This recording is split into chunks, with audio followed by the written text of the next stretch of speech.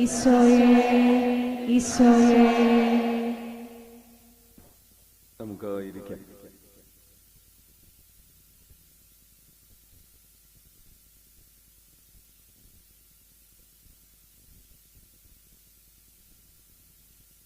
കൊരിന്ത്യൻകാർക്ക് എഴുതിയ രണ്ടാം ലേഖനം 3-ാം അധ്യായം 18-ാമത്തെ തിരുവചനം. 2 കൊരിന്ത്യർ 3:18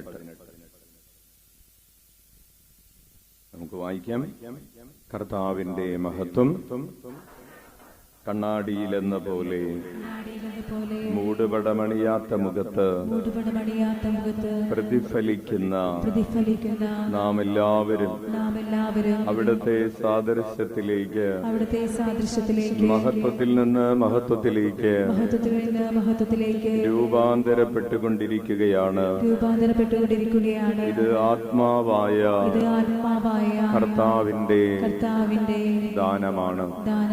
വലതുകരമുയർത്തി വീശിക്കൊണ്ട് പറയാം. കർത്താവിന്റെ മഹത്വം കണ്ണാടിയിലെന്ന പോലെ മൂടുപടമണിയാത്ത മുഖത്ത് പ്രതിഫലിക്കുന്ന നാം എല്ലാവരും അവിടുത്തെ സാദൃശ്യത്തിലേക്ക് മഹത്വത്തിൽ നിന്ന് മഹത്വത്തിലേക്ക് രൂപാന്തരപ്പെട്ടുകൊണ്ടിരിക്കുകയാണ്.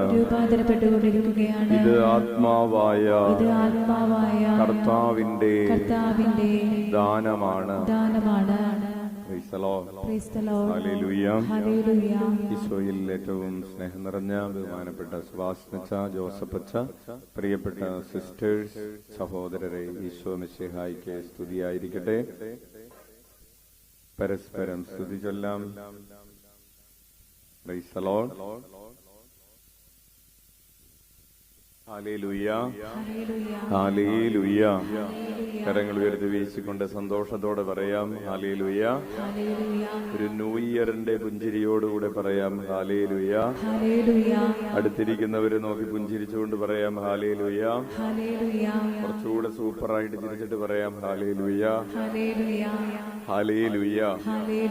എല്ലാവരും അച്ഛനെ നോക്കി ഒന്ന് നൈസായിട്ട് ചിരിച്ചിട്ട് പറഞ്ഞേ ഹല്ലേലൂയ. ഈശോയെ നോക്കിയിട്ടൊന്ന് നന്നായിട്ട് ചിരിച്ചിട്ട് പറഞ്ഞേ ഹല്ലേലൂയ. Price the Lord. എല്ലാവർക്കും സന്തോഷമാണോ? പുതിയ വർഷമൊക്കെ തുടങ്ങിയിട്ട് എങ്ങനെയുണ്ട്? ഹല്ലേലൂയ.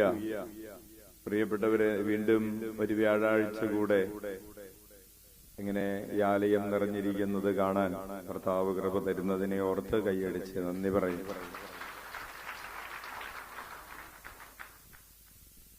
സഭയിലുള്ള മറ്റച്ഛന്മാര് പറയാറുണ്ട്, അച്ഛൻ ആ വിലയിൽ നിന്ന് ചീത്തയായിപ്പോയി എന്ന് പറയാറുണ്ട്.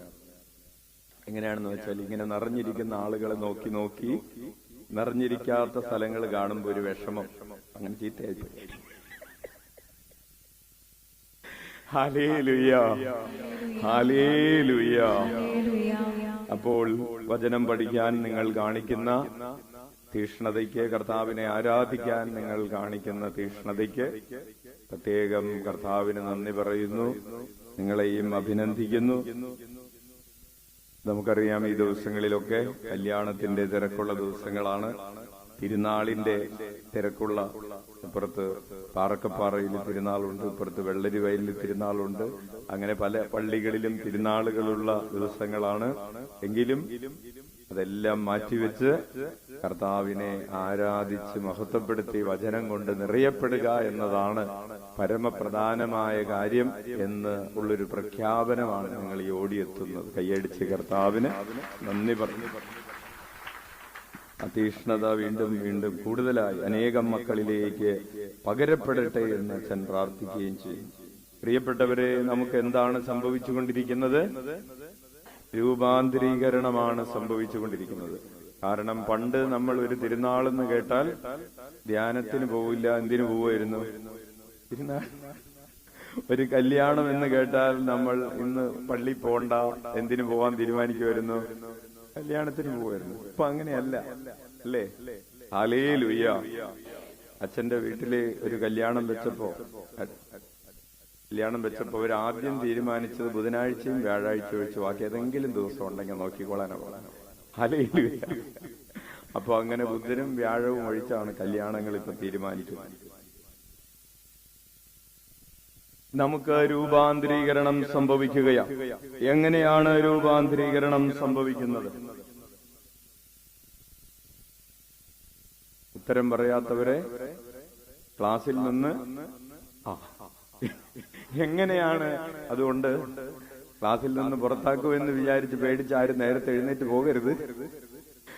ആദ്യമായിട്ട് വന്നിട്ടുള്ളവരോട് പറയട്ടെ, ഇനി വചന ശുശ്രൂഷ കഴിയുന്നത് വരെ നിങ്ങൾ ഇരിക്കുന്നിടത്ത് നിന്ന് എഴുന്നേൽക്കാൻ അനുവാദമില്ല. Price the Lord, hallelujah. അങ്ങനെ എഴുന്നേൽക്കുന്നത് കുറ്റകരമാണ്, അല്ലേ? Punishable offence. Price the Lord.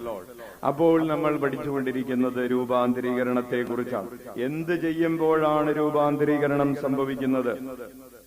കർത്താവിനെ കണ്ടുകൊണ്ടിരിക്കുമ്പോൾ, അവിടത്തെ കേട്ടുകൊണ്ടിരിക്കുമ്പോൾ, അവിടത്തെ ആസ്വദിച്ചുകൊണ്ടിരിക്കുമ്പോൾ, പ്രിയപ്പെട്ടവരെ, ഈശോയുമായി ഇടപെട്ടുകൊണ്ടിരിക്കുമ്പോൾ എന്ന വാക്കിൽ നമുക്കിതെല്ലാം ഉൾക്കൊള്ളിക്കാനായിട്ട് പറ്റും. ഇടപെടുമ്പോൾ നമ്മൾ എന്ത് ചെയ്യുന്നുണ്ട്? കാണുന്നുണ്ട്. ഇടപെടുമ്പോൾ നമ്മൾ എന്ത് ചെയ്യുന്നുണ്ട്? കേൾക്കുന്നുണ്ട്. ഇടപെടുമ്പോൾ നമ്മൾ എന്ത് ചെയ്യുന്നുണ്ട്? സ്നേഹിക്കുന്നുണ്ട്. ഇടപെടുമ്പോൾ നമ്മൾ സംസാരിക്കുന്നുണ്ട്. അതാണ് പ്രാർത്ഥന. ഇടപെടുമ്പോൾ നമ്മൾ ഒരാളുമായിട്ടൊരു ബന്ധത്തിലായിരിക്കുമ്പോൾ നമ്മുടെ ചില കാര്യങ്ങൾ വേണ്ട എന്ന് വെക്കുന്നുണ്ട്, ത്യാഗമെടുക്കുന്നുണ്ട്. ഇടപെടുമ്പോൾ നമ്മൾ വിശ്വസിക്കുന്നുണ്ട്. ഒരാളുമായിട്ട് നമുക്ക് നന്നായിട്ട് ഇടപെടണമെങ്കിൽ അയാളെ നമ്മൾ വിശ്വസിക്കണം. ഇടപെടുമ്പോൾ നമ്മൾ പ്രത്യാശിക്കുന്നുണ്ട്, ചില കാര്യങ്ങൾ പ്രത്യാശിക്കുന്നുണ്ട്. ഇടപെടുമ്പോൾ നമ്മൾ ത്യാഗമെടുക്കുന്നുണ്ട്, വിശ്വസിക്കുന്നുണ്ട്, പ്രത്യാശിക്കുന്നുണ്ട്. ഇടപെടുമ്പോൾ നമ്മൾ സ്നേഹിക്കുന്നുണ്ട്. Hallelujah, hallelujah.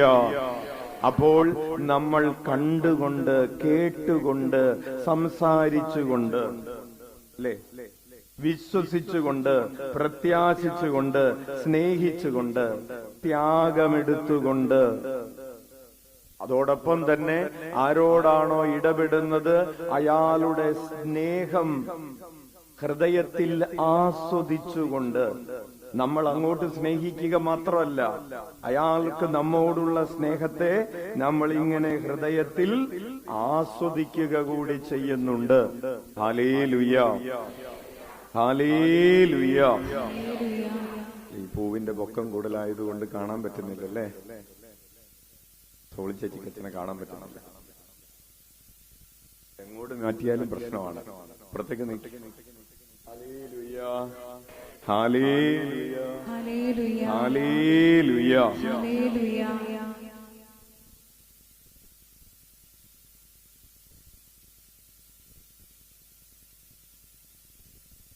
Price the Lord, hallelujah. Okay, ഇപ്പൊ ശരിയായില്ലേ? ദൈവത്തിന് സ്തുതി. ഹല്ലേലൂയ. അല്ലെങ്കിൽ നിങ്ങൾ ഒരു സ്വരം മാത്രമേ കേൾക്കുള്ളൂ, ആരാ പറയുന്നത്? അപ്പോൾ പ്രിയപ്പെട്ടവരെ, ഇതെല്ലാം സംഭവിക്കുന്ന ഒരു കാര്യത്തെ കുറിച്ചാണ് അച്ഛൻ നിങ്ങളോട് പറയാൻ പോകുന്നത്. അതായത് നമ്മൾ കാണുന്നു, കേൾക്കുന്നു, സ്നേഹിക്കുന്നു, അനുഭവിക്കുന്നു. അമ്മ ത്രേസ്യയുടെ 5ാം സദനത്തിൽ നമ്മൾ എത്തി നിൽക്കുകയാണ്. 5ാം സദനത്തിൽ നമ്മൾ പറഞ്ഞുകൊണ്ടിരിക്കുന്നത് 5ാം സദനത്തിലുള്ള ആളുകൾ സ്വയം മറക്കുന്നവരാണ്. അതിനെക്കുറിച്ചുള്ള ക്ലാസ്സുകളായിരുന്നു കഴിഞ്ഞ 2 ആഴ്ചകളിൽ. അച്ഛൻ അതിനൊരു ഗ്യാപ്പ് കൊടുക്കാണ്. കാരണം അച്ഛനോട് പലരും പറഞ്ഞു, അച്ഛൻ കോട്ടയത്തും അതുപോലെ നെല്ലിക്കുറ്റിയിലുമൊക്കെ യേശുനാമത്തെ കുറിച്ച് പറഞ്ഞു, അച്ഛൻ ആവിലയിൽ പറഞ്ഞില്ല എന്നൊരു പരാതി അച്ഛന് കിട്ടി. Hallelujah, hallelujah. അതുകൊണ്ട് യേശുനാമം വിളിച്ചപേക്ഷിക്കുമ്പോൾ നമുക്ക് കിട്ടുന്ന ഒരു കൃപകളെ കുറിച്ച് അച്ഛൻ ഇന്ന് നിങ്ങളുമായി പങ്കുവയ്ക്കാനായിട്ട് ആഗ്രഹിക്കുകയാണ്. Hallelujah, hallelujah. യേശുനാമം വിളിച്ചപേക്ഷിക്കുമ്പോൾ നമുക്ക് ലഭിക്കുന്ന ഒരു 6 കാര്യങ്ങൾ പറഞ്ഞ് അച്ഛൻ ആരംഭിക്കാം. യേശുവേ സ്തോത്രം, യേശുവേ നന്ദി, യേശുവേ ആരാധന. നമുക്കറിയാം യേശുനാമത്തിന്റെ അർത്ഥം എന്താണെന്ന് നമുക്കറിയാം. എന്താണ് യേശുനാമത്തിന്റെ അർത്ഥം? യേശു എന്ന വാക്കിന്റെ അർത്ഥം എന്താണ്? ദൈവം. അറിഞ്ഞൂടെ? അച്ഛൻ പറഞ്ഞിട്ടില്ലേ നിങ്ങളോട്? പറഞ്ഞിട്ടുണ്ട്. ഏത് രണ്ട് വാക്കുകൾ ചേർത്താണ് യേശു എന്ന നാമം ഉണ്ടാക്കിയത്? യഹോവ എന്ന വാക്കും ഷുവ എന്ന വാക്കും. യഹോവ എന്ന് പറഞ്ഞാൽ എന്താണ് അർത്ഥം?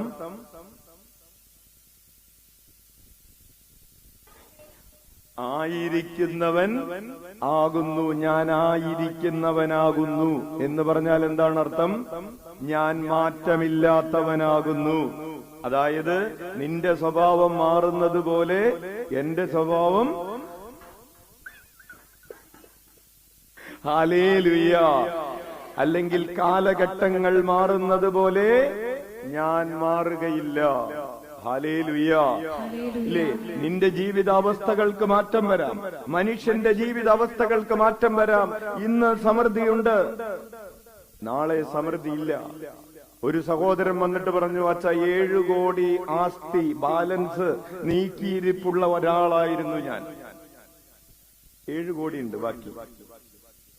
ഒറ്റ ദിവസം കൊണ്ട് ഞാൻ 10 കോടി കടമുള്ള ഒരാളായി മാറി.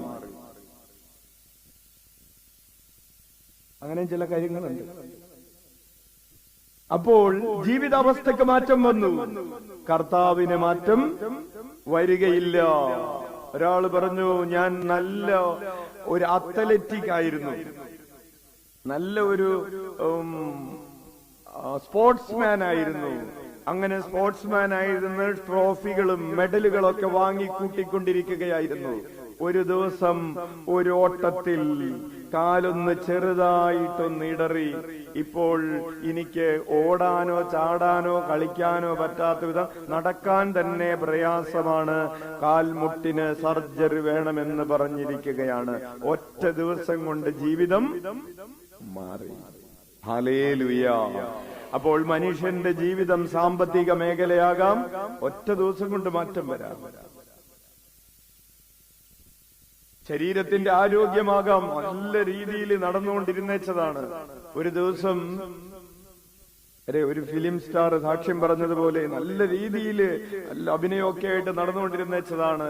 ഒരു ദിവസം എന്തോ ബ്രസ്റ്റിൽ ഒരു തടിപ്പ്, ഒന്ന് ആശുപത്രിയിൽ പോയി, ഒന്ന് ടെസ്റ്റ് ചെയ്തു, മമോഗ്രാം ചെയ്തു, ബയോപ്സി ചെയ്തു, ക്യാൻസർ ആണെന്ന് കണ്ടുപിടിച്ചു, കീമോ ചെയ്തു, റേഡിയേഷൻ ചെയ്തു, മുടിയെല്ലാം പോയി, നിറമെല്ലാം പോയി.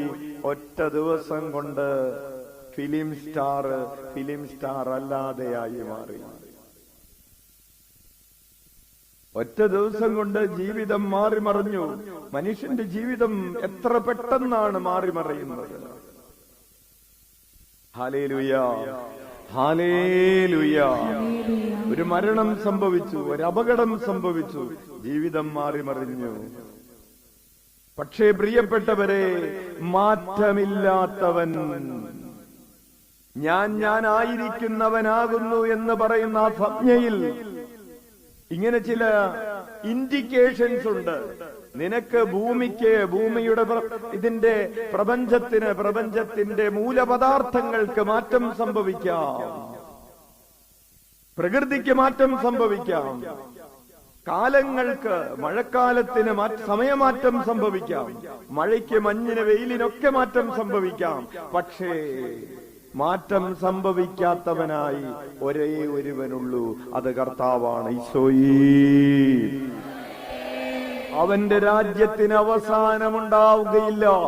കൈയടിച്ച് നന്ദി പറയാം. എല്ലാറ്റിന്റെയും മേൽ അവൻ അധികാരമുണ്ട്.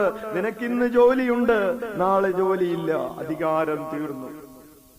ഇന്ന് നീ ഒരു സംസ്ഥാനത്തിന്റെ ഭരണാധിപനായി 1000 പോലീസുകാരുടെ അകമ്പടിയോടുകൂടെ സഞ്ചരിച്ചു കൊണ്ടിരിക്കുകയാണ്. 1000 പോലീസുകാരുടെ അകമ്പടിയോടുകൂടെ സഞ്ചരിച്ചു കൊണ്ടിരുന്ന ഒരു മുഖ്യമന്ത്രി ഉണ്ടായിരുന്നു ഭാരതത്തിൽ കഴിഞ്ഞ കാലത്ത്. അടുത്ത ടേമിൽ അദ്ദേഹത്തിന് ആളുകൾ വോട്ട് ചെയ്തില്ല.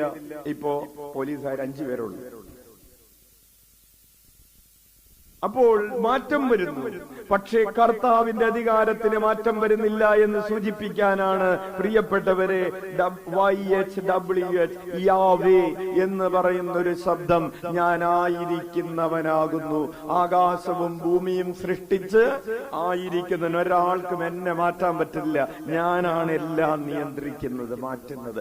ആ ശബ്ദത്തിന്റെ എന്ന ശബ്ദവും യേശു എന്ന് പറയുമ്പോൾ ഈശോ പറഞ്ഞു, ഈ ഭൂമിയിലും സ്വർഗത്തിലുമുള്ള എല്ലാ അധികാരവും എനിക്ക് നൽകപ്പെട്ടിരിക്കുന്നു. കൈയടിച്ച് നന്ദി പറയാം.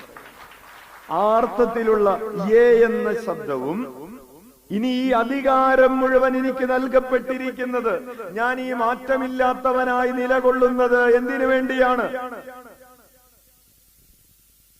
ഈ അധികാരം മുഴുവൻ നൽകപ്പെട്ടിരിക്കുന്നു. ഞാൻ മാറ്റമില്ലാത്തവനാണ്, ഞാൻ സർവശക്തനാണ്, ഞാൻ സർവവ്യാപിയാണ്. ഇങ്ങനെ ഞാൻ എല്ലാ അധികാരവും കൈയാളുന്നത് രക്ഷിക്കാൻ വേണ്ടിയാണ്.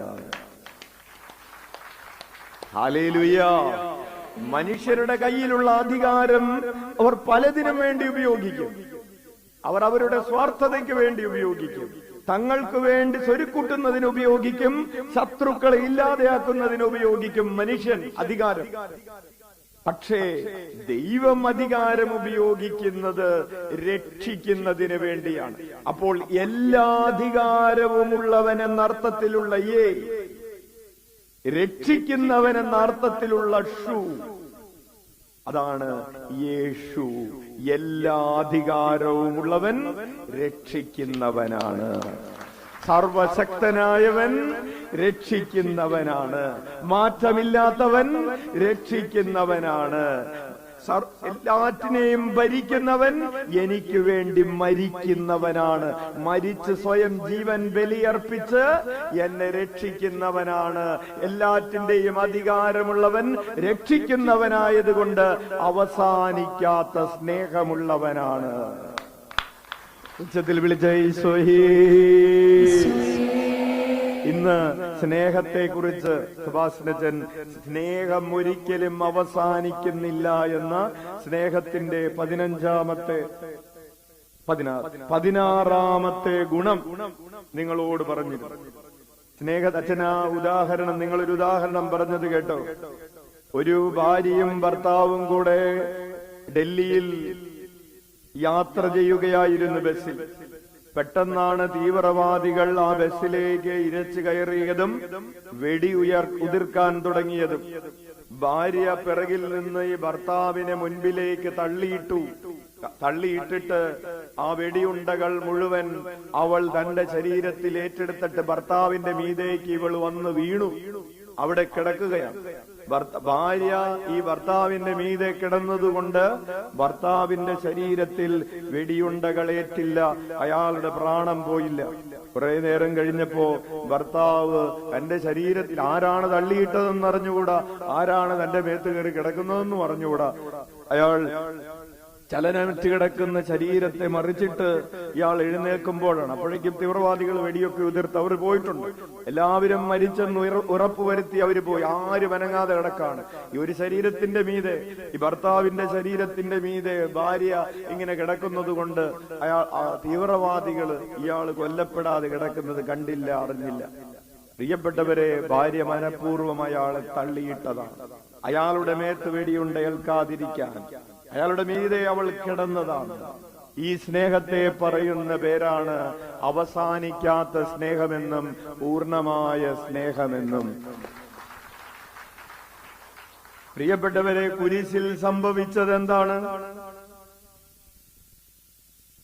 നമ്മുടെ മേൽ ഒരു വെടിയുണ്ട പോലും, പാപത്തിന്റെ ഒരു ക്രൂരമ്പ് പോലും ഏൽക്കാതിരിക്കാൻ നമ്മുടെ മുൻപിൽ അവൻ വന്നു നിൽക്കുകയാണ്.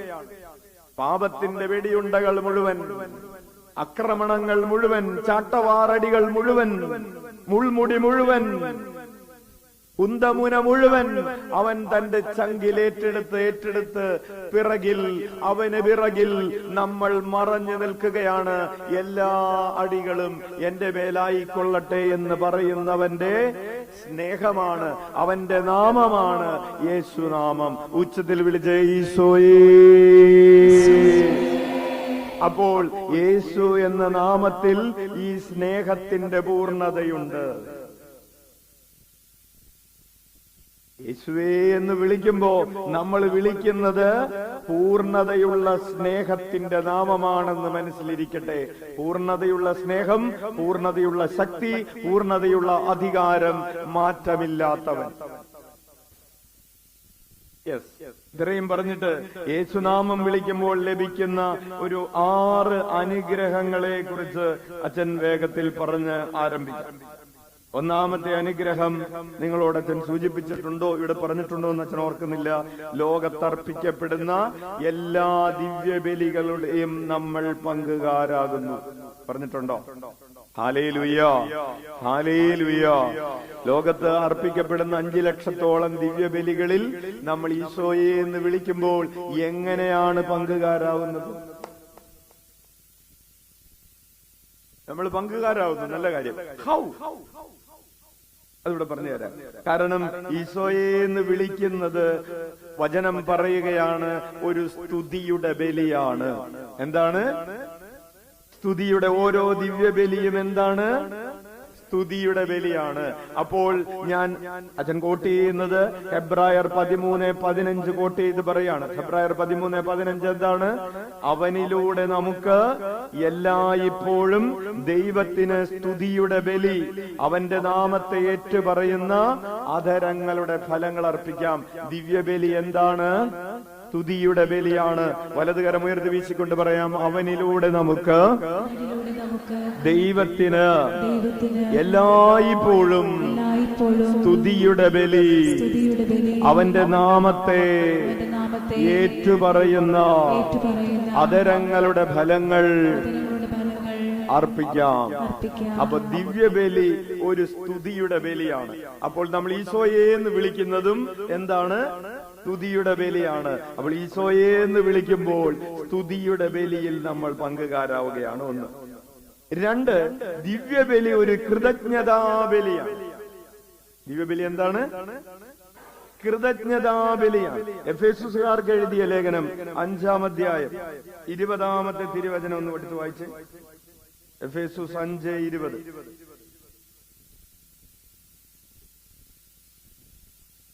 വായിക്കാം. എപ്പോഴും എല്ലാറ്റിനും വേണ്ടി നമ്മുടെ കർത്താവായ യേശുക്രിസ്തുവിന്റെ നാമത്തിൽ പിതാവായ ദൈവത്തിന് കൃതജ്ഞതയർപ്പിക്കുവിൻ. ഹല്ലേലൂയ. വലതുകരം ഉയർത്തി വീശിക്കൊണ്ട് എഫേസുസ് 5:20. എപ്പോഴും എല്ലാറ്റിനും വേണ്ടി നമ്മുടെ കർത്താവായ യേശുക്രിസ്തുവിന്റെ നാമത്തിൽ പിതാവായ ദൈവത്തിന് കൃതജ്ഞതയർപ്പിക്കുവിൻ. പ്രിയപ്പെട്ടവരെ, ഈശോയെ എന്ന് വിളിക്കുമ്പോൾ നമ്മൾ ഒരു കൃതജ്ഞതയുടെ ബലിയാണ് അർപ്പിക്കുന്നത്. എങ്ങനെയാണെന്ന് പറഞ്ഞുതരാം. അപ്പോൾ ഇത്ര ഇവിടെ നിൽക്കട്ടെ. നമ്മൾ സ്തുതിയുടെ ബലി അർപ്പിക്കുന്നു. ഈശോയെ എന്ന് വിളിക്കുന്നത് ഒരു സ്തുതിപ്പാണെന്ന് നമുക്കറിയാം. ഈശോയെ എന്ന് വിളിക്കുന്നത് എങ്ങനെയാണ് ഒരു നന്ദിയായി മാറുന്നത്? പ്രിയപ്പെട്ടവരെ, ദൈവം നമുക്ക് വേണ്ടി ചെയ്ത ഏറ്റവും വലിയ കാര്യം എന്താണ്? നമ്മെ രക്ഷിച്ചു എന്നതാണ്. ഈശോയെ എന്ന് വിളിക്കുമ്പോൾ ആ രക്ഷാകര കർമ്മത്തെയാണ് നമ്മൾ ഓർക്കുകയും കർത്താവിനെ മഹത്വപ്പെടുത്തുകയും ചെയ്യുന്നത്. ഹല്ലേലൂയ. അതുകൊണ്ടാണ് 116-ാം സങ്കീർത്തനം 12-ാമത്തെ തിരുവചനം. ഈശോയെ എന്ന് വിളിക്കുമ്പോൾ നമ്മൾ നന്ദിയോടുകൂടെയാണ് നമുക്ക് ലഭിച്ച ആ രക്ഷയെ ഓർത്ത് നമ്മൾ സന്തോഷിക്കുന്നു. അതാണ് കൃതജ്ഞത എന്ന് പറയുന്നത്. കർത്താവ് നമുക്ക് നൽകിയ ആ രക്ഷയെ, കുരിശിൽ പൂർത്തീകരിച്ച രക്ഷയെ ഓർത്ത് നമ്മൾ സന്തോഷിക്കുന്നു, കർത്താവിനെ മഹത്വപ്പെടുത്തുന്നു. അതാണ് കൃതജ്ഞതയുടെ ബലി. 116-ാം സങ്കീർത്തനം 12-ഉം 13-ഉം തിരുവചനങ്ങൾ. കർത്താവ് എന്റെ മേൽ ചൊരിഞ്ഞ അനുഗ്രഹങ്ങൾക്ക് ഞാൻ എന്ത് പകരം കൊടുക്കും? ഞാൻ രക്ഷയുടെ പാനപാത്രമുയർത്തി കർത്താവിന്റെ നാമം വിളിച്ചപേക്ഷിക്കും. ഹല്ലേലൂയ. അപ്പോൾ കർത്താവിന്റെ നാമം വിളിച്ചപേക്ഷിക്കുന്നത് എന്താണ്? കൃതജ്ഞതയുടെ ബലിയാണ്. കർത്താവ് എന്റെ മേൽ ചൊരിഞ്ഞ അനുഗ്രഹങ്ങളെ ഞാൻ ഓർക്കുന്നത് കൊണ്ടാണ് ഞാൻ ഈശോയേന്ന് വിളിക്കുന്നത്. ഈശോയെന്ന് വിളിക്കുമ്പോ ഓർക്കാറുണ്ടോ? ഈശോയെന്ന് വിളിക്കുമ്പോ ഈശോ നമുക്ക് വേണ്ടി ചെയ്ത ഓരോരോ കാര്യങ്ങളെ എണ്ണി എണ്ണി ഓർക്കാറുണ്ടോ? സ്വരമില്ല. ഓർക്കാറില്ലെങ്കിൽ കുഴപ്പമില്ല, ഇന്ന് തുടങ്ങി ഓർത്താൽ മതി. ഓക്കെ. അപ്പോൾ ഓരോ പ്രാവശ്യവും ഈശോയെന്ന് വിളിക്കുമ്പോ നമ്മൾ എന്ത് ഓർക്കണം? ദൈവം എന്നെ രക്ഷിച്ചിരിക്കുന്നു എന്ന്, എനിക്ക് വേണ്ടി അവിടുന്ന് കുരിശിൽ ബലിയായി മാറിയെന്ന്, അവിടുത്തെ മനുഷ്യാവതാരവും പീഡാസഹനവും കുരിശുമരണവും വഴിയാണ് ഞാൻ പാപത്തിന്റെ ചങ്ങലകളിൽ നിന്ന് മോചിപ്പിക്കപ്പെട്ടതെന്ന്, ഈശോയുടെ മനുഷ്യാവതാരവും പീഡാസഹനവും കുരിശുമരണവും പുനരുദ്ധാനവും വഴിയാണ് സ്വർഗം എനിക്ക് വേണ്ടി തുറക്കപ്പെട്ടതെന്ന് ഓർക്കണം. ഹല്ലേലൂയ, ഹല്ലേലൂയ.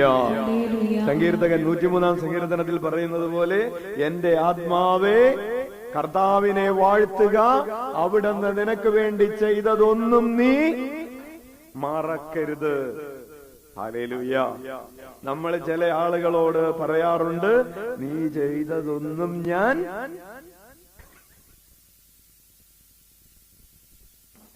ഹല്ലേലൂയ.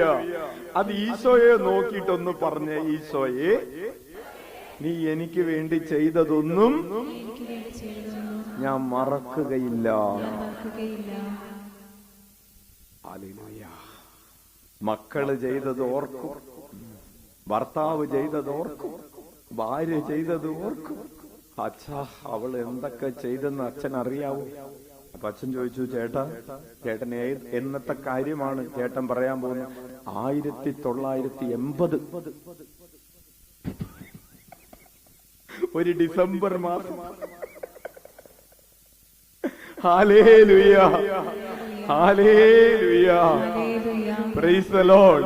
അപ്പോൾ പ്രിയപ്പെട്ടവരെ, മനുഷ്യര് ചെയ്തത് മറന്നിട്ട് മനുഷ്യരുടെ പേര് പറയാൻ നമ്മൾ ഓർക്കുന്നില്ല. നിരന്തരമായി ഈശോയെ എന്ന് വിളിക്കുന്നത് കൊണ്ട് വേറെ ആരും നമ്മളോട് ചെയ്തത് നമ്മൾക്ക് ഓർക്കാൻ സമയമില്ല. കാരണം ഈശോ ചെയ്തത് ഇങ്ങനെ ഓർത്തുകൊണ്ടിരിക്കുകയാണ്. അപ്പോൾ അതെന്താണ്? ഈശോയെ എന്ന് വിളിക്കുന്നത് എന്താണ്? ഒരു കൃതജ്ഞതാബലിയാണ്. ദിവ്യബലി എന്താണ്?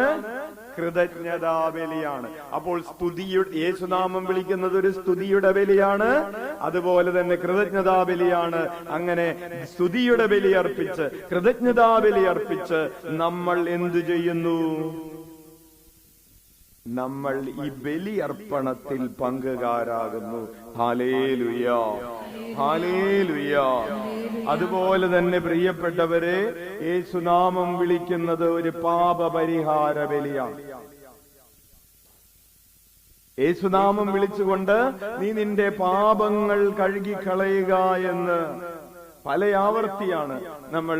ഒരു 3 റെഫറൻസുകളുണ്ട്.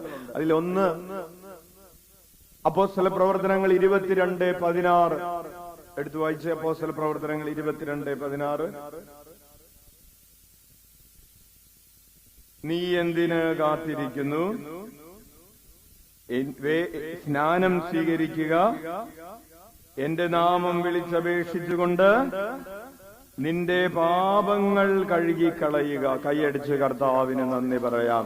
അപ്പോൾ യേശുനാമം വിളിച്ചപേക്ഷിക്കുന്നത് ഒരു പാപപരിഹാര ബലിയാണ്. എങ്ങനെയാണത് ഈശോയെ എന്ന് വിളിക്കുമ്പോ പാപപരിഹാര ബലിയായി മാറുന്നത്?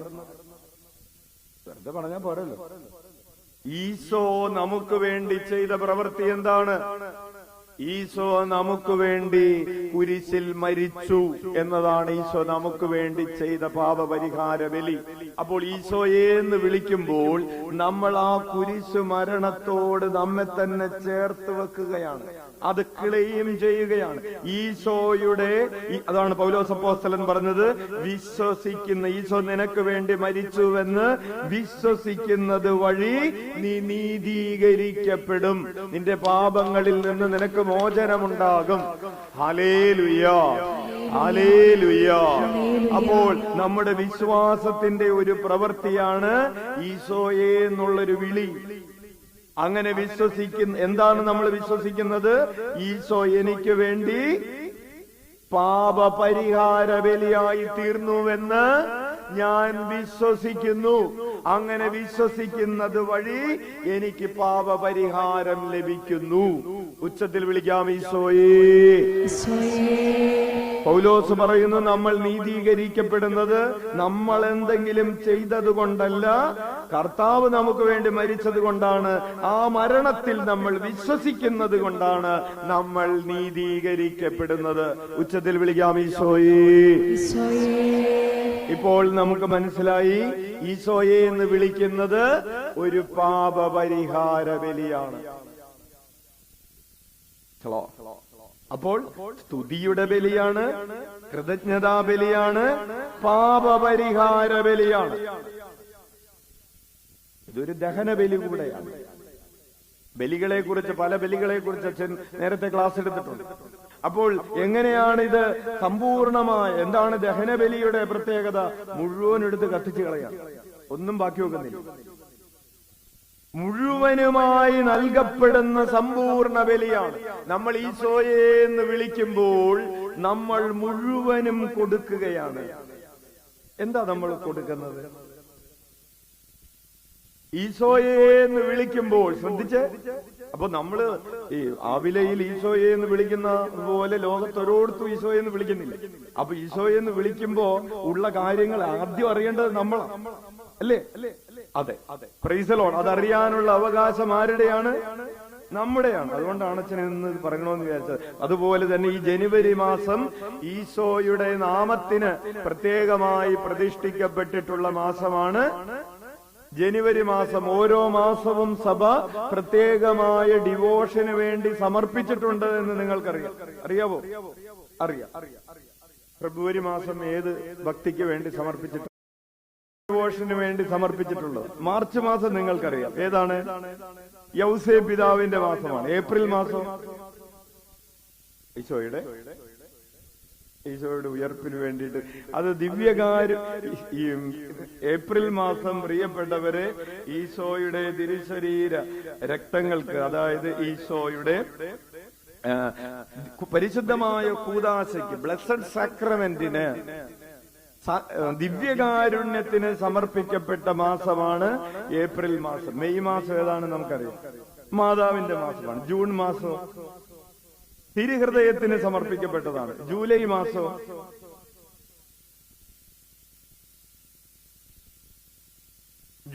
മാസം തിരുരക്തത്തിന് സമർപ്പിക്കപ്പെട്ടിട്ടുള്ള മാസമാണ്. ഹല്ലേലൂയ. പിന്നെ പറഞ്ഞായിരുന്നല്ലേ, ഹല്ലേലൂയ. പ്രേഷ്യസ് ബ്ലഡിന് സമർപ്പിക്കപ്പെട്ടിരിക്കുന്ന മാസമാണ് ഓഗസ്റ്റ് മാസം. പരിശുദ്ധ അമ്മയുടെ വിമല ഹൃദയത്തിന് സമർപ്പിക്കപ്പെട്ടിട്ടുള്ളതാണ്. സെപ്റ്റംബർ മാസം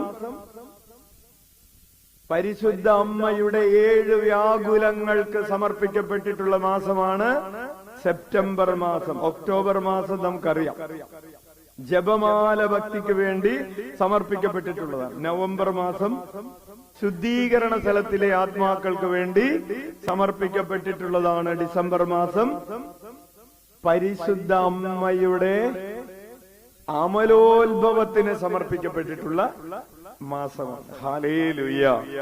അങ്ങനെ ഓരോ മാസവും ഓരോ പ്രത്യേക ഭക്തിക്ക് വേണ്ടി തിരുസഭ സമർപ്പിച്ചിട്ടുണ്ട്. ഹല്ലേലൂയ, ഹല്ലേലൂയ, ഹല്ലേലൂയ. പ്രിയപ്പെട്ടവരെ, അപ്പോൾ ജനുവരി മാസം എന്തിനു വേണ്ടിയാണ്?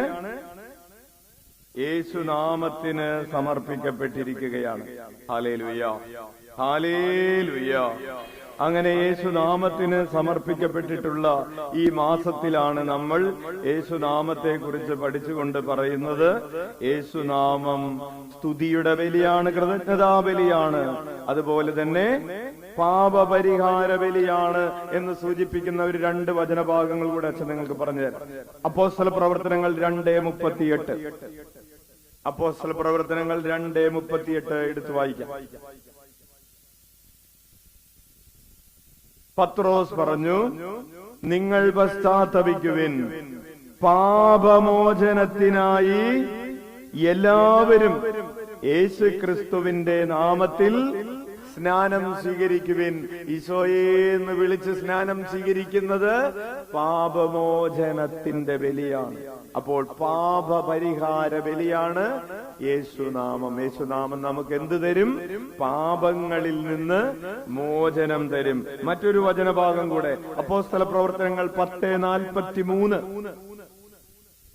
അപ്പോസ്തല പ്രവർത്തനങ്ങൾ 10:43 എടുത്തു വായിക്കാം.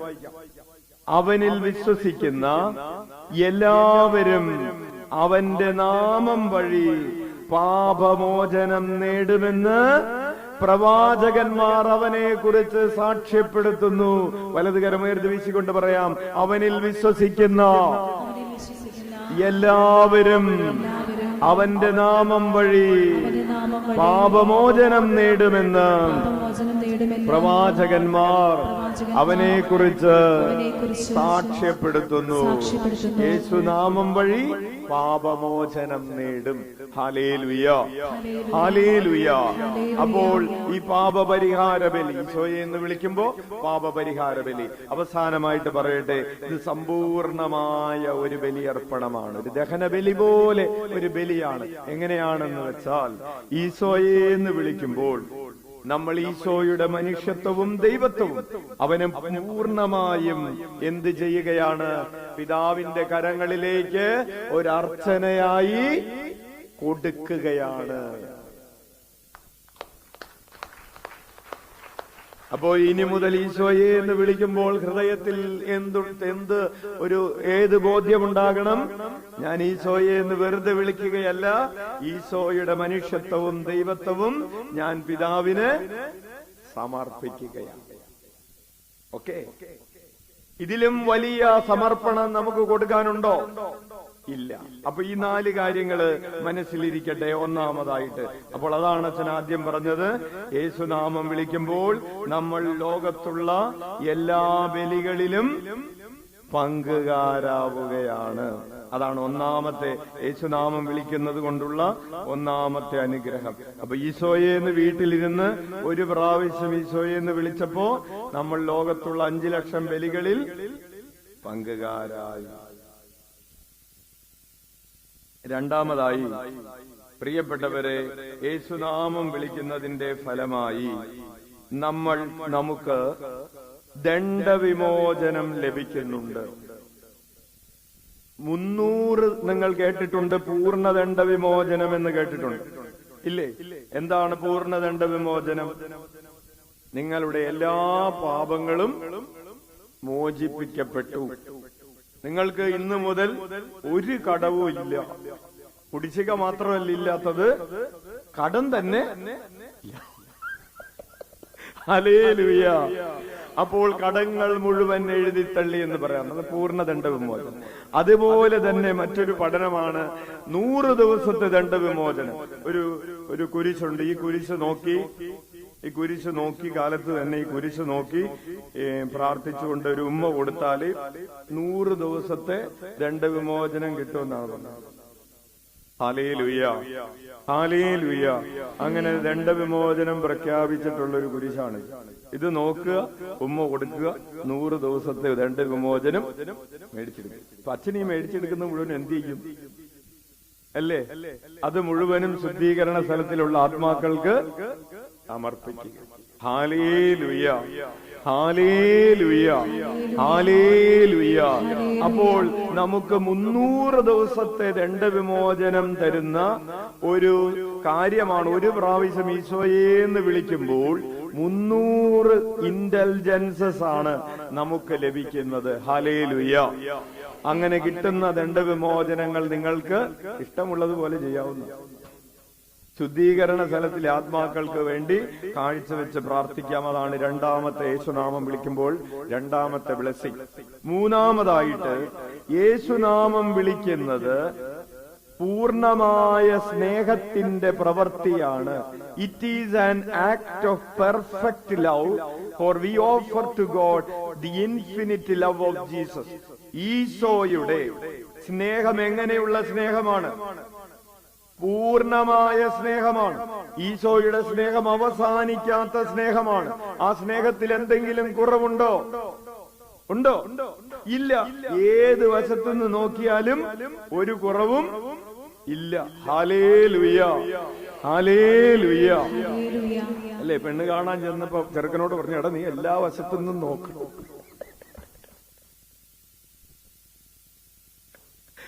ഹല്ലേലൂയ.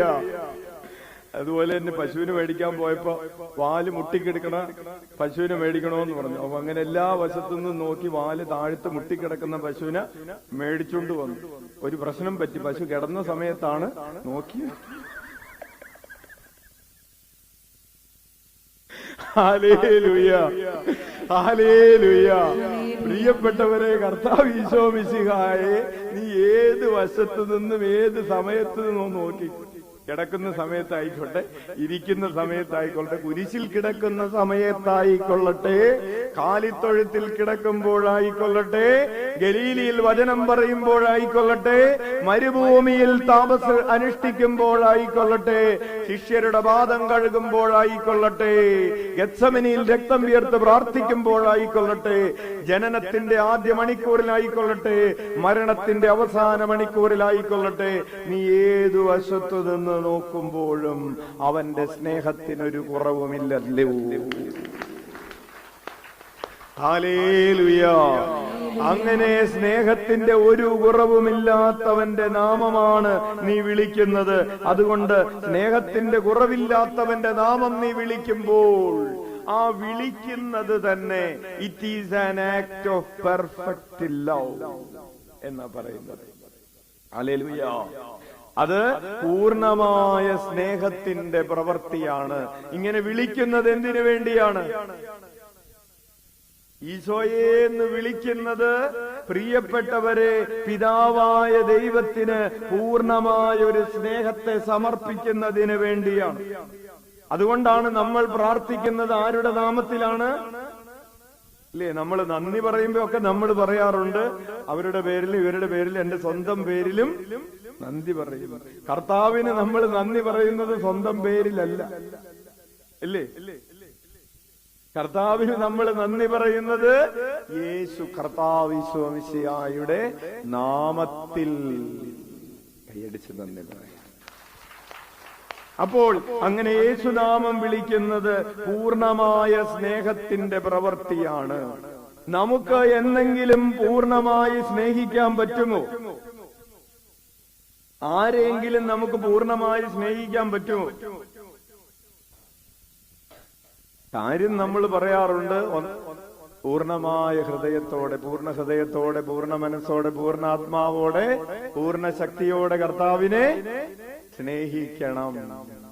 ഹല്ലേലൂയ, ഹല്ലേലൂയ. അപ്പോൾ നമുക്ക് പൂർണ്ണമായി ദൈവത്തിന് ഒരു സ്നേഹത്തിന്റെ പ്രവൃത്തി കൊടുക്കാൻ പറ്റുന്നത് ഈശോയെ എന്ന് വിളിക്കുമ്പോൾ അത് പൂർണ്ണമായ സ്നേഹത്തിന്റെ പ്രവൃത്തിയാണ്. ഈശോയെ എന്ന് വിളിക്കുമ്പോൾ നമ്മുടെ ഹൃദയത്തിൽ ആരാ ഉള്ളത്? ഈശോയാണ്. ആരാ സമർപ്പിക്കുന്നത്? ഈശോയാണ്. ആരെയാണ് കൊടുക്കുന്നത്? ഈ ബലിയർപ്പണത്തിൽ ആരാ ബലിയർപ്പിക്കുന്നത്? ആരെയാണ് ബലിയർപ്പിക്കുന്നത്? ബലിയർപ്പകനും ബലിവസ്തുവും ഈശോ തന്നെയാണ്. അതുകൊണ്ടാണ് ഈ ബലിയർപ്പണം പൂർണ്ണമായ സ്നേഹത്തിന്റെ അർപ്പണമായി മാറുന്നത്. ഹല്ലേലൂയ. നാലാമതായി പ്രിയപ്പെട്ടവരെ, യേശുനാമം ഈ പ്രഭാഷണം വേറൊരിടത്തും പറഞ്ഞിട്ടില്ല, ഈ നാലെണ്ണം എണ്ണി പറഞ്ഞിട്ടില്ല.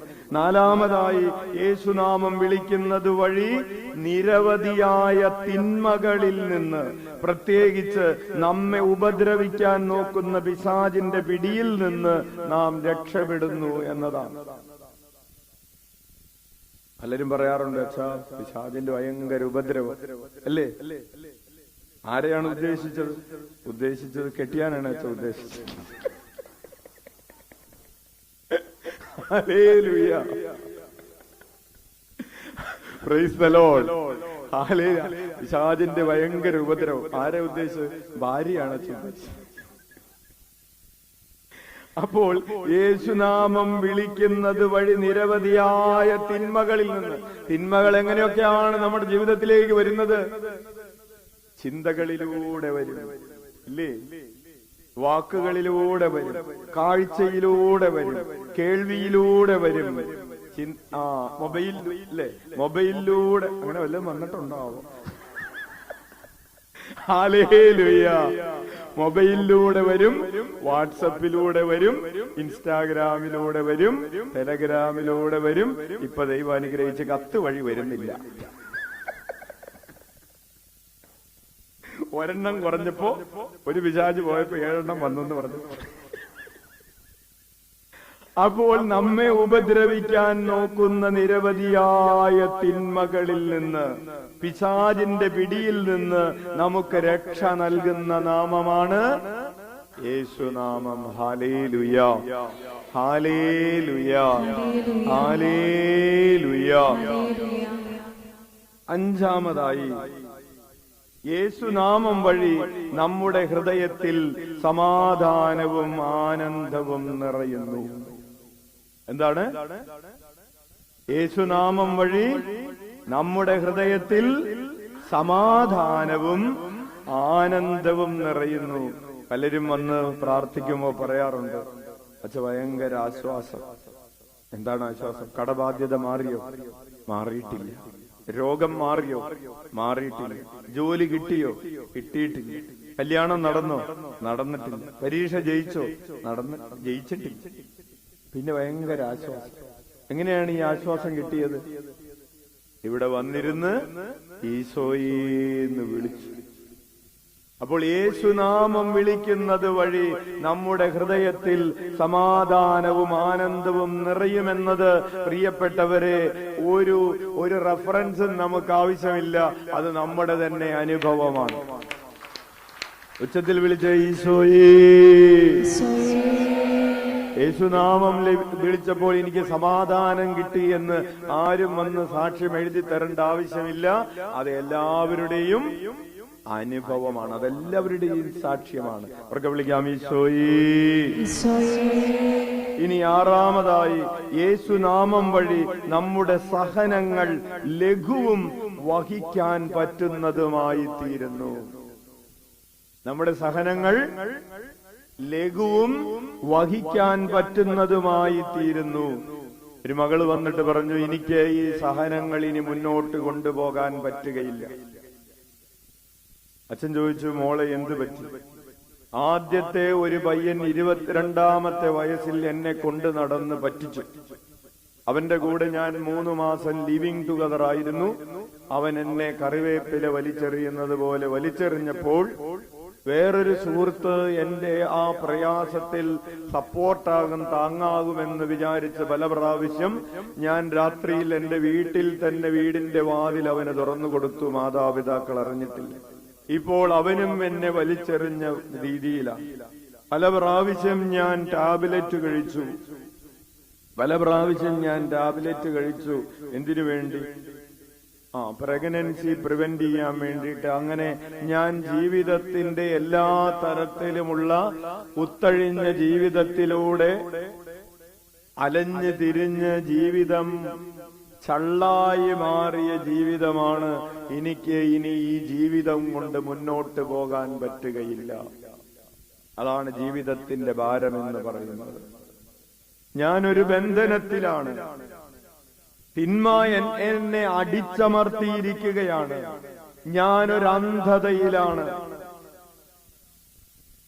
ഞാൻ പൊടിയും ചാരവുമായി കിടക്കുന്നു. സ്വന്തമെന്ന് പറയാൻ എനിക്ക് ദൈവം പോലും ഇല്ലാത്ത അവസ്ഥയിലാണ്. ഞാൻ ദാരിദ്ര്യത്തിലാണ്. അതായത് പണത്തിന്റെ ദാരിദ്ര്യമല്ല, എന്റെ ഹൃദയത്തിൽ ഒഴിഞ്ഞു കിടക്കുന്ന ഒരു ഹൃദയം. ചില സമയങ്ങളിൽ ചില മൺചട്ടികൾ ഒരു തുള്ളി വെള്ളം പോലും ഇതിനകത്തുള്ളിലേക്ക് നോക്കുമ്പോ ഒരു തുള്ളി വെള്ളം പോലും ഇല്ലാതെ വറുതിയിൽ വരണ്ടിരിക്കുന്ന ചില മൺചട്ടികൾ കണ്ടിട്ടില്ലേ? വെള്ളം നിറച്ചു വയ്ക്കുന്നതിനുള്ള കുടമാണ്. ആ കുടത്തിൽ ഒരു തുള്ളി വെള്ളം പോലും ഇല്ലാതെ വരണ്ടിരിക്കുന്ന ചട്ടി. ആ ചട്ടി പോലെ എന്റെ ഹൃദയം വറുതിയിലാണ്. ഇനി ഈ ജീവിതം ഈ കുടം ഉടച്ചു കളയുക എന്നതാണ് എന്റെ മുമ്പിലുള്ള വഴി. ഈ കുടവും പിടിച്ചുകൊണ്ട് എനിക്ക് മുന്നോട്ട് പോകാൻ പറ്റുകയില്ല. അതൊരു വശത്ത്. മറുവശത്ത് ഭാര്യയുണ്ട്, മക്കളുണ്ട്, തീർത്താൽ തീരാത്ത കടബാധ്യതയുണ്ട്. ഈ കടബാധ്യതയുമായി ഇനി ജീവിക്കാൻ പറ്റില്ല. ഒരപ്പനും അമ്മയും കൂടെ പറഞ്ഞു, അച്ഛൻ ഞങ്ങൾ രണ്ടുപേരും കൂടെ ആത്മഹത്യക്ക് ഒരുങ്ങിയതാണ്. മക്കളുടെ കാര്യം ഓർത്തിട്ട് അത് വേണ്ട എന്ന് വെച്ചു എന്ന് മാത്രം. പ്രിയപ്പെട്ടവരെ, അപ്രകാരം ഭാരങ്ങളുമായി നടക്കുന്ന മനുഷ്യരുണ്ട്. പുറമേ നോക്കുമ്പോ ആർക്കും ഒരു ഭാരമില്ല, അല്ലേ? പുറമേ നോക്കിയിട്ട് നമ്മൾ പറയും, നിനക്ക് എന്തിന്റെ കേടാ, നിനക്ക് എന്തിന്റെ കുറവാണ്, നിങ്ങൾക്കൊക്കെ വല്ലതിന്റെയും കുറവുണ്ട്, അല്ലേ? പുറമേന്ന് നോക്കിയപ്പോ ഒന്നിന്റെയും കുറവില്ല. പൊട്ടിന് പൊട്ട്, കമ്മലിന് കമ്മല്, താലിക്ക് താലി, ഇനി അതും പോരാഞ്ഞിട്ട് പാദസ്വരത്തിന് പാദ. ഒന്നിന്റെയും കുറവില്ല എന്ന് പുറമേ നോക്കുന്നവർക്ക് തോന്നുന്നു. പക്ഷേ ഉള്ള് വെന്ത് നീറുകയാണ്.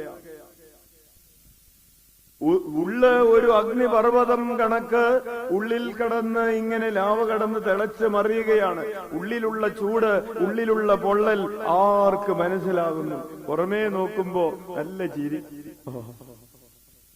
Hallelujah, hallelujah. ഇല്ലേ? ഒന്നിന്റെയും കുറവില്ലല്ലോ ആർക്കും, ഒന്നിന്റെയും കുറവില്ല.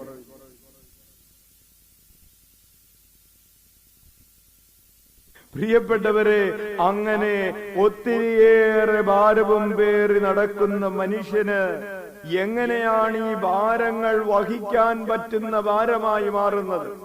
സഹനങ്ങൾ ലഘുവായും വഹിക്കാൻ പറ്റുന്ന ഭാരവുമായും ഈ കൂടാരത്തിൽ വന്നിരുന്ന് പ്രാർത്ഥിക്കുമ്പോൾ എങ്ങനെയാണ് ഇനി ജീവിതത്തെ മുന്നോട്ട് കൊണ്ടുപോകാൻ കഴിയും എന്നൊരു തീരുമാനം നിനക്കെടുക്കാൻ പറ്റുന്നത് എങ്ങനെയാണ്? അത് യേശുനാമത്തിന്റെ ശക്തിയിലാണ്, യേശുനാമത്തിന്റെ പിൻബലത്തിലാണ്. ഈശോ രക്ഷിക്കുന്നവനായ, എല്ലാറ്റിന്റെയും അധികാരമുള്ളവൻ, രക്ഷിക്കുന്നവനായ എന്റെ കൺമുമ്പിൽ ഉണ്ട് എന്ന ബോധ്യമാണ്. ഉച്ചത്തിൽ വിളിക്കാം, ഈശോയേ. അപ്പോൾ യേശുനാമം വിളിക്കുന്നത് വഴി ലഭിക്കുന്ന 6 അനുഗ്രഹങ്ങളെ കുറിച്ചാണ് നമ്മൾ പറഞ്ഞത്. 1, എല്ലാ ദിവ്യബലികളിലും നമ്മൾ പങ്കുകാരാകുന്നു. 2, പാപമോചനം ലഭിക്കുന്നു. 3, അത് ഏറ്റവും പൂർണ്ണമായ സ്നേഹത്തിന്റെ അർപ്പണമാണ്. 4, യേശുനാമം വിളിക്കുന്നത് വഴി തിന്മകളിൽ നിന്ന്, പിശാച് നമ്മെ ഉപദ്രവിക്കാൻ നോക്കുന്ന പിശാചിന്റെ പിടിയിൽ നിന്ന് നാം രക്ഷപ്പെടുന്നു. 5, യേശുനാമം വഴി ഹൃദയങ്ങളിൽ സമാധാനവും ആനന്ദവും നിറയുന്നു. 6, യേശുനാമം വഴി നമ്മുടെ സഹനങ്ങൾ ലഘുവും വഹിക്കാൻ പറ്റുന്നതുമായി മാറുന്നു. ഹല്ലേലൂയ. ഉച്ചത്തിൽ വിളിച്ച ഈശോയേ. അപ്പോൾ നിങ്ങളോട് ആരെങ്കിലും ചോദിക്കുകയാണ്, ഈ ഇടതടവില്ലാതെ ഒരു പണിയില്ലാതെ ഈശോയെ എന്ന് വിളിച്ചിട്ട് എന്ത് കിട്ടി എന്ന് ചോദിച്ചാൽ നിങ്ങൾ എന്ത് പറയും?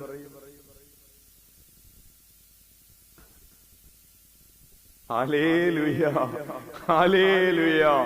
അപ്പോൾ 5 ലക്ഷം ദിവ്യബലികളിലെ പങ്കാളിത്തം കിട്ടി, പാപമോചനം കിട്ടി. പ്രിയപ്പെട്ടവരെ, ഈശോ വന്നതെന്തിനാണെന്ന് ഈശോ പറഞ്ഞു. 5 കാര്യങ്ങൾ. എന്തിനാ ഈശോ വന്നതെന്ന് ഈശോ പറയുകയാണ്. ലൂക്കായുടെ സുവിശേഷം 4-ാം അധ്യായത്തിൽ നമ്മൾ ഈശോ താൻ എന്താണ് ചെയ്യാൻ പോകുന്നത് എന്നതിന്റെ 5 കാര്യങ്ങൾ പ്രഖ്യാപിച്ചുകൊണ്ട് പറഞ്ഞു. കർത്താവിന്റെ ആത്മാവിന്റെ മേലുണ്ട്, ദരിദ്രരോട് സുവിശേഷം പ്രഘോഷിക്കാൻ. ലൂക്കായുടെ സുവിശേഷം 4-ാം അധ്യായം 20-ാമത്തെ തിരുവചനം എടുത്ത് 18 മുതലുള്ള തിരുവചനങ്ങളാണ്. ആ എന്റെ മേലുണ്ട്. എന്തിനു വേണ്ടി? ദരിദ്രരോട് സുവിശേഷം അറിയിക്കാൻ. അച്ഛൻ ചോദിക്കട്ടെ, ആരാണ് ദരിദ്രൻ? ദൈവമില്ലാത്തവനാണ് ദരിദ്രൻ. ഇന്നലെ ശുഭരാത്രി ശുശ്രൂഷ കേട്ടവരൊക്കെ ഒന്ന് കൈവച്ചു. എല്ലാ ദിവസവും 9 മണിക്ക് ശുഭരാത്രി ശുശ്രൂഷയുണ്ട്. 9 മണിക്ക് ഓൺലൈൻ നിങ്ങൾ ചാനൽ എടുത്താൽ മതി. 9 മണിക്ക്. അപ്പോൾ ദൈവമില്ലാതിരിക്കുന്ന അവസ്ഥയാണ് ദാരിദ്ര്യം എന്ന് പറയുന്നത്. എങ്ങനെയാണ് ഒരു മനുഷ്യന് ദൈവമില്ലാതെയായത്? പാപം മൂലമാണ്. രണ്ടാമതായി ഈശോ പറയുകയാണ്, ബന്ധിതർക്ക് മോചനം. ആരാണ് ബന്ധിക്കപ്പെട്ടവൻ? പാപത്തിലായിരിക്കുന്നവനാണ് ബന്ധിക്കപ്പെട്ടവൻ. എങ്ങനെയാണ് ഒരുവൻ പാപത്തിലായത്? പാപം മൂലമാണ്. ഈശോ പറയുകയാണ് മൂന്നാമതായിട്ട്, അന്ധർക്ക് കാഴ്ച നൽകാൻ വേണ്ടിയാണ് ഞാൻ വന്നത്. എങ്ങനെയാണ് ഒരുവൻ അന്ധനായത്? പാപം മൂലമാണ് ഒരുവൻ അന്ധനായത്. ആരെയാണ് അവന് കാണാൻ പറ്റാണ്ടായത്? ദൈവത്തെ കാണാൻ പറ്റുന്നില്ല. അതുപോലെ തന്നെ എന്റെ സഹോദരനിൽ സഹോദരിയിലുള്ള ദൈവ സാദൃശ്യം കാണാൻ പറ്റുന്നില്ല. ഈ പ്രപഞ്ചത്തിലുള്ള ദൈവ സാന്നിധ്യം കാണാൻ പറ്റുന്നില്ല. സഹോദരനിലുള്ള ദൈവ സാന്നിധ്യം കാണാൻ പറ്റുന്നില്ല. അങ്ങനെ കാണാൻ പറ്റാത്തവൻ ആരാണ്? അന്ധനാണ്. അങ്ങനെയാണെങ്കിൽ നീ ആരാണ്? നീ ആരാണെന്ന് പറയണ്ട, അടുത്തിരിക്കുന്ന ആൾ ആരാണ്? ഹല്ലേലൂയ. എന്റെ അച്ഛ, എന്റെ മക്കൾ അന്ധരാണ്. എത്ര പേര്? 3 പേരും അന്ധരാണ്. അതെങ്ങനെ പറ്റി? അവർക്ക് എന്നിലുള്ള ദൈവ സാന്നിധ്യം കാണാൻ പറ്റുന്നില്ല. ചേട്ടന് ചേട്ടന്റെ മക്കളിലുള്ള ദൈവ സാന്നിധ്യം കാണാൻ പറ്റും. എന്റെ മക്കളിൽ ദൈവ സാന്നിധ്യം. അവര് 3 പേരും പിശാചുക്ക. അപ്പൊ ചേട്ടനും ആരാണ്? അന്ധനാണ്. നമുക്ക് പരസ്പരം അപരനിലുള്ള ദൈവ സാന്നിധ്യം, ഭർത്താവിനെ ഭാര്യയിൽ എന്ത് കാണാൻ പറ്റണം? ദൈവ സാന്നിധ്യം കാണാൻ പറ്റണം. പറ്റാത്തത് കൊണ്ടാണ് ഭാര്യയെ വേറെ പല പേരുകളിൽ വിളിക്കുന്നത്. Hallelujah, hallelujah.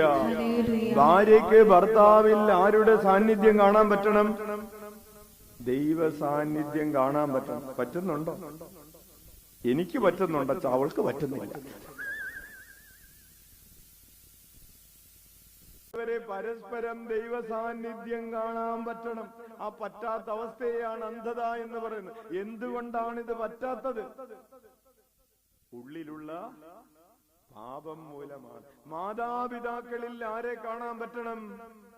ദൈവ സാന്നിധ്യം കാണാൻ പറ്റണം. അല്ലാതെ ഒരു മകള് പറഞ്ഞ, അച്ഛാ ആ പെരട്ട തള്ള ചാവുന്നില്ലെന്ന്.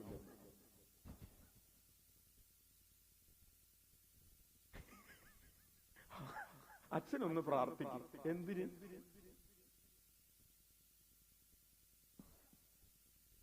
ദൈവ സാന്നിധ്യം കാണാൻ പറ്റുന്നോണ്ട് പറഞ്ഞതാണ്. ഹല്ലേലൂയ, ഹല്ലേലൂയ. പ്രിയപ്പെട്ടവരെ, അച്ഛൻ ഈ വാക്കുകളൊക്കെ ആ മുറിയിലിരുന്ന് കിട്ടിയതാണ്.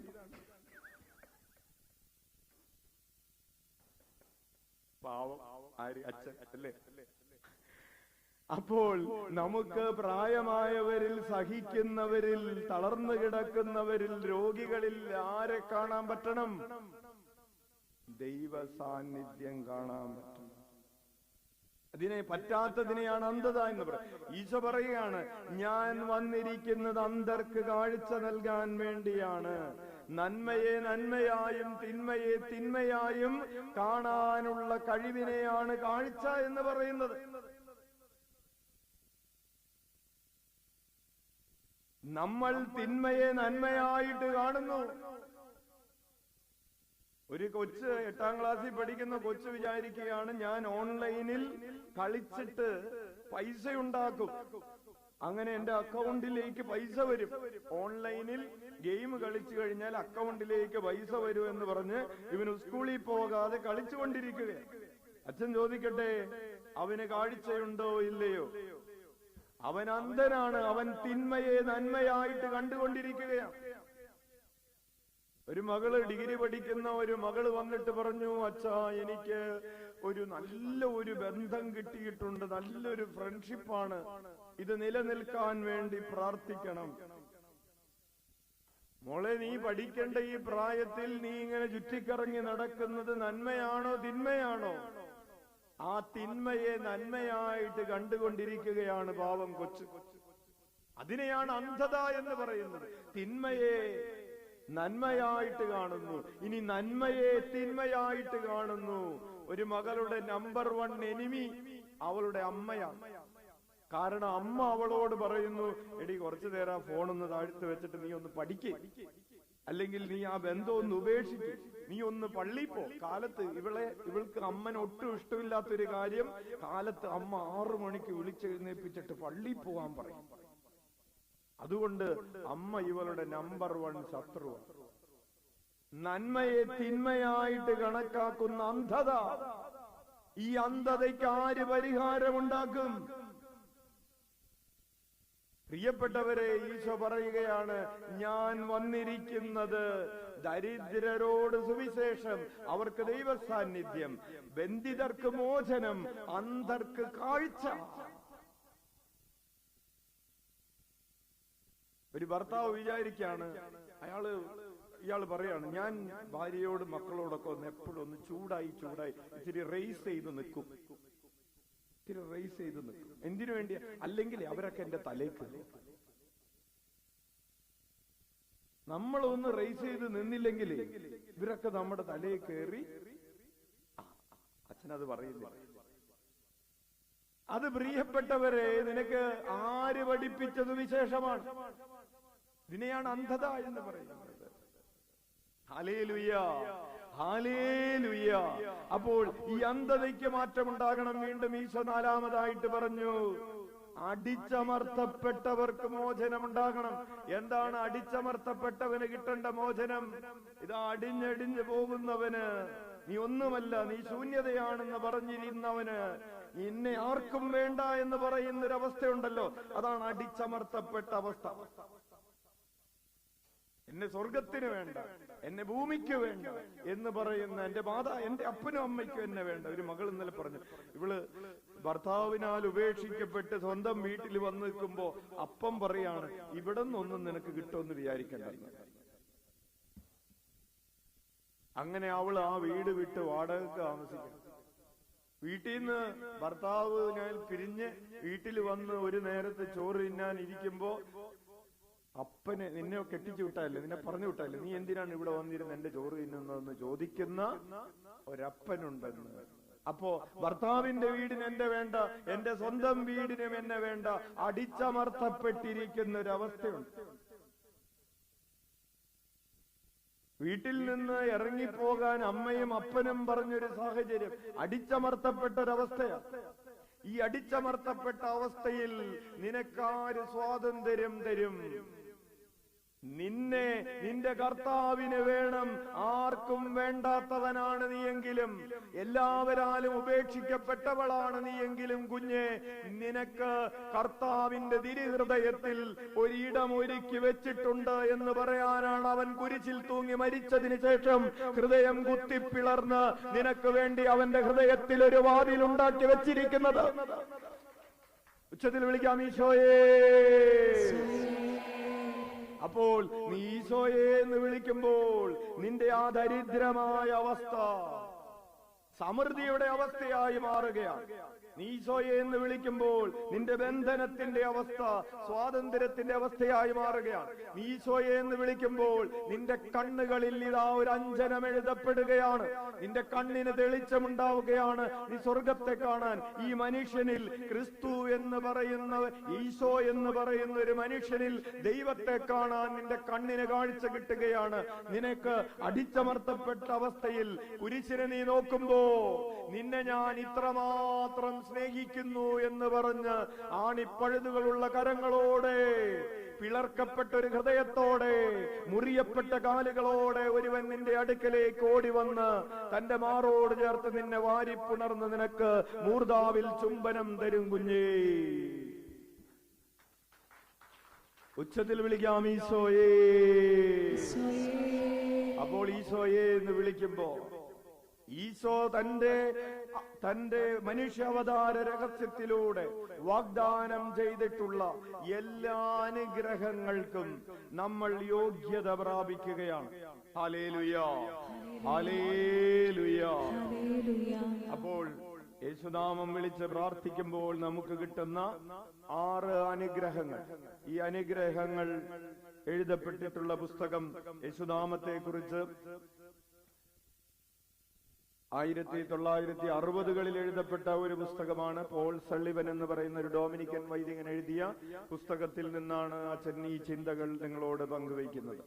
Hallelujah, hallelujah. യേശുനാമത്തെ കുറിച്ചുള്ള കൂടുതൽ കാര്യങ്ങൾ നമുക്ക് അടുത്ത ആഴ്ച ധ്യാനിക്കാം. Praise the lord. ഇത്രയും മതി.